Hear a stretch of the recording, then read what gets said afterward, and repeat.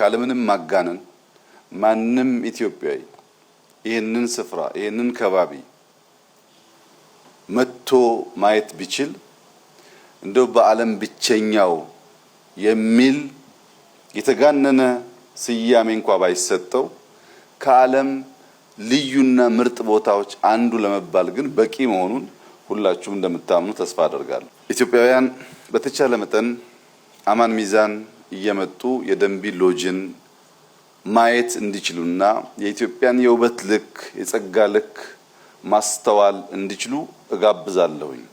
ወደዚህ ስፍራ መምጣት እንደከዚህ ቀደሙ አስቸጋሪ አይደለም። ኤርፖርት አለን። ከኤርፖርት እስከ ሎጁ ያለው ርቀት 5-10 ደቂቃ ቢወስድ ነው።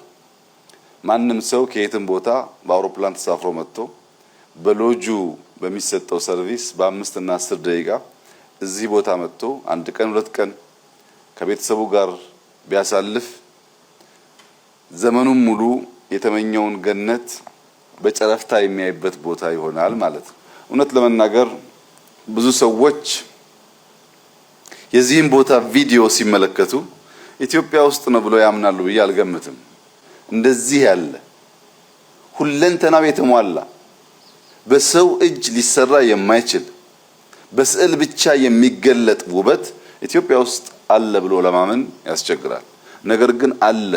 ኢትዮጵያውያን በቻላችሁት መጠር በቅርብ ርቀት ያላችሁ በመኪና በርቀት ያላችሁ በአውሮፕላን እየመጣችሁ አማን ሚዛንን ማየት የሰርክ ስራችሁ እንዲሆን አደራ ማለት ፈልጋለሁ።